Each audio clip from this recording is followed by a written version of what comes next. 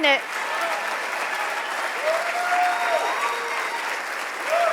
Thank you. Thank you. It's so great to be back. I just want to echo the kind words that were said about Dean Burden. Kathy and Dean are dear friends of mine. I love them both with all my heart, and Dean embodied everything it means to be a success in our country. He was a farmer, a father. He loved his family. On a personal note, as I've traveled the country in this role and often been by myself, as Patrick is home with the kids a lot of the time, Dean would always be the first one to get me a chair or make sure I had something to drink. And he was just a silent but loving man, and I think everybody who came across him felt better afterwards, and I can't think of any greater success than that. So we love you, Kathy and Dean. Thank you so much. Thank you to Ron Weiser and Michonne Maddock, but thank you to all of you. It is so great to see you. It is so great to be back home in Michigan and see so many of my friends and family. I love you guys. I miss you. You know, I do still live in Michigan, just so you know. I'm still a Michigander. I'm still suffering, like all of you, under Gretchen Whitmer, okay? I don't quote Bill Clinton often, but I feel your pain, okay? I feel it. It's awful. So I'm so excited to be here at this Mackinac conference, and Mackinac is such a special place in our state's history. French settlers came here in the 17th century. It was part of the War of 1812. And since 1955, Michigan Republicans have been coming here every 2 years to affirm our shared values and chart our party's path forward. We're doing this in an off year. It isn't an election year, but I'm going to tell you it feels like an election year. Don't you feel that way? Don't you feel like we're getting ready for 2022 right now? We're ready to go and do everything we can to win it all back? I want to talk about a lot of things today about how we're going to win and how we're going to do it together. But I want to start by saying I've been traveling the country since 2020. And I know there have been a lot of Republicans who've been down and upset and worried. I'm going to be an election therapist tonight a little bit too. We need to talk about the things that happened in 2020. We need to fix laws that were changed because of COVID or safeguards that were thrown away that removed some of the election integrity issues that we needed for this election. It's good to look under the hood and say what went wrong and how do we fix it for 2022, because if we don't do that, we're going to have a whole swath of voters who don't have faith in the process going forward. And that is a critical component of what we're doing. I said to somebody today, we can walk and chew gum at the same time. And the RNC to date is in 19 lawsuits right now protecting election integrity, making sure that we have voter ID. Isn't that just common sense that we say who we are when we go to vote? Making sure that we push it back against Democrats who want to collect thousands and thousands of ballots and remove the chain of custody and turn them in. Pushing back against drop boxes that are not monitored or controlled or have security for them. These are the types of laws that we're pushing. And don't buy what the Democrats are pushing and the media when they say that we're doing anything other than making it easier to vote and harder to cheat, because we need election integrity in this country if we're going to do anything to save this democracy. So yes, I support looking back, but I'm also looking forward. And I see Gretchen Whitmer every day. Now, there are some really, really bad Democrat governors across the country. Newsom, Pritzker, we just got rid of Cuomo. But I gotta say, I think Gretchen Whitmer is the worst. She's the absolute worst governor in the whole country. And I'm so excited that there's so many candidates looking to run against her. For a period of time, I was thinking about being one myself. But that is not taking away my passion to beat her. I'll be here every step of the way to make sure that we beat her. So let's just talk about some of the things she's done to our state. And let's be candid. Every single one of you. How many times are you walking around your state, your neighborhood, or your community right now, and you're seeing businesses being shuttered? Raise your hand. How many of you are seeing help wanted signs because they cannot get enough people to work? Raise your hand. How many of you know the catastrophe that she has unleashed on this state has caused people to leave? And that is why we're losing a congressional seat in this next census, because people have left under Gretchen Whitmer instead of come to the great state of Michigan. This is her failure, and let's not forget our kids. And I am one pissed off mom.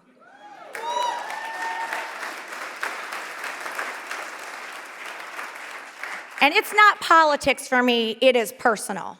As I watched my son sit at home and do virtual metalworks for 90 minutes, what a waste. They put the unions above our kids. Our kids have suffered. They have lost critical years of education.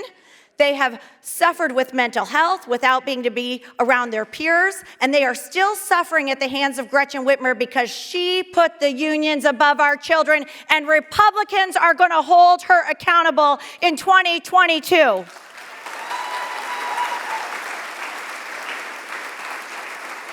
And let's not forget the all-powerful Gretchen, who ruled for thee, but not for her, right? Rules for thee, but not for me. So I'm gonna get my boat out. I'm gonna go to a restaurant maskless. I'm gonna fly to Florida and lie about it, while all of you have to live under a different set of rules. I'm sorry, we don't want hypocrites in the governor's mansion.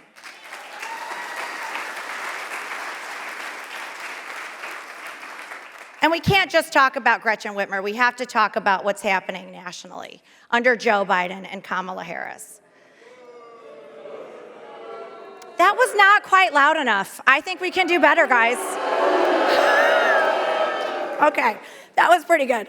I hope they heard that all the way back in Washington. But the fact of the matter is, and I hear this all the time, the anxiety that people have about our country right now and what's happening.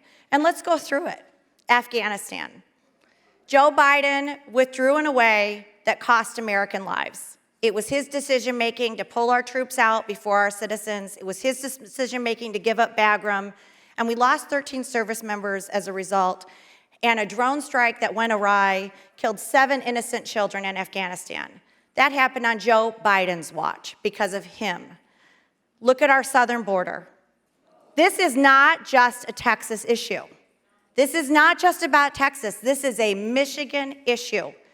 As we have thousands and thousands and thousands of people coming to this country because a magnet was turned on by Joe Biden saying, if you come, we will let you in. We won't vaccinate you. We won't test you. We don't care where you go. You'll come into our country. You cannot have a country without a border, and we need to have rule of law. And let's give it up for our ICE agents and our border agents who are doing such a great job.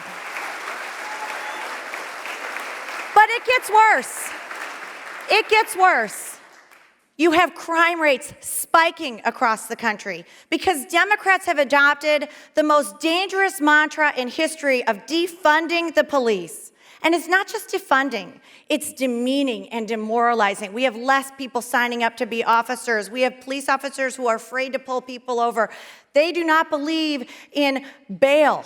They don't believe that. They think if we catch you, you can be back on the streets the next day. Think about what that does to an officer, to know they've caught somebody who's committing a crime and then the very next day they're back on the street. Do you want to do your job? What they have done has been catastrophic for major cities across this country, run by Democrats, and that's why homicide rates are through the roof.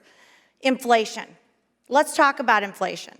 I talked to a voter the other day. I said, have you noticed that gas prices are up 42%? Have you noticed that everything you buy right now is costing more? That your life, your dollar is going less and less, doing less and less for you? And they said, you know what, I don't blame Joe Biden for that. I said, what? This is absolutely because of Joe Biden. This isn't COVID, this isn't Republicans, this is Democrats who put more money into our system to keep people out of work than to put people into the workplace. And what happened as a result? Businesses couldn't hire people. The people they had to hire, they had to pay more to get them to work.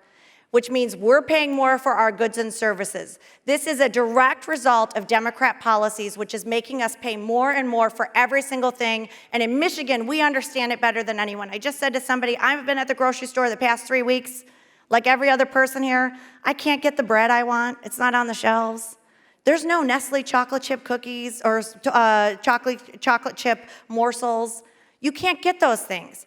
My local restaurants are closed. My husband has a man who he knows who just had to close his business. He'd opened it. He'd taken loans. It was his life's work to build this business, and he shuttered it months ago. And he said, I had to close my dream because I couldn't find people to come work for me. This is what Democrats are doing. They're destroying our country, and it's at the hands of Joe Biden. At every single level, they're failing, and they would do worse if they were allowed to. They would stack the Supreme Court. They would get rid of the filibuster. They would federalize elections. So have I depressed you enough? Have I depressed you enough? Or have I motivated you enough? Because we're going to win it back in 2022. And that is what I'm here to say to you. We will win back the House and the Senate, but it only happens if we're united. I'm going to be frank about Michigan. We have great candidates running for many, many offices across this state, but we are an August primary state. That favors an incumbent. Absolutely 100%, the incumbent gets to build up their war chest as our candidates are fighting each other. I'm all for competition, that's great. Please implore whatever candidate you support, do not beat each other up so much that our negatives are so high that we can't go win a general election. Remember who we're trying to beat, Gretchen Whitmer, not each other.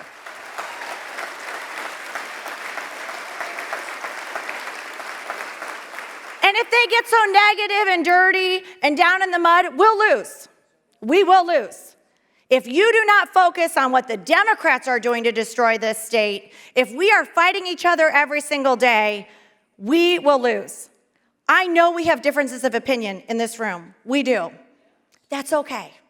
We're not the Democrats. We don't tell people how to think or what to think. We have dissension. We have discussion. But I guarantee you, every single person in this room, we agree with each other on way more than what we disagree with each other on. Let that unite us, because we are in the fight of our lives. Ronald Reagan said, freedom is only one generation away from extinction. We say these things all the time. They're platitudes. We talk about it. We say, oh, this is the most important election. This is an election that will determine if we keep the United States of America the greatest country on earth. This is a country about freedom. Freedom is under attack. At the highest level, freedom to speak, freedom of religion, freedom to bear arms, freedom to think differently. Our media institutions, big tech, they are censoring us. They are silencing our voices. If we do not get out and be bold and talk to our friends and talk to our family, and if you have wronged somebody, you make it right and you talk to them. This is that election. There have been so many who have sacrificed so much more than what I'm asking you to do heading into 2022. You just have to go to Arlington Cemetery to see that. Great men and women who have sacrificed for our freedoms. We need to be on the front lines of preserving the United States of America and our Constitution and the things we love for this election. And it starts here and now in Mackinac. Put your differences away. Get over yourselves. Let's start focusing on the Democrats.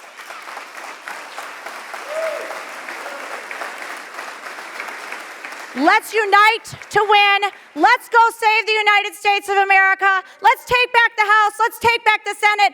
And let's defeat Gretchen Whitmer. Thank you all so much. God bless you, and God bless the United States of America. Thank you. Thank you. Thank you. Okay. We can do that all day. We can just do a standing ovation all day. No, I'm just kidding. I actually have some business to do. We actually have a panel that's going to come up. It's an election integrity panel. I just talked about this as a priority for the RNC. I encourage you all to stay in your seats and listen. This is of critical importance heading into the 22 election. Please welcome our next panel. Thank you.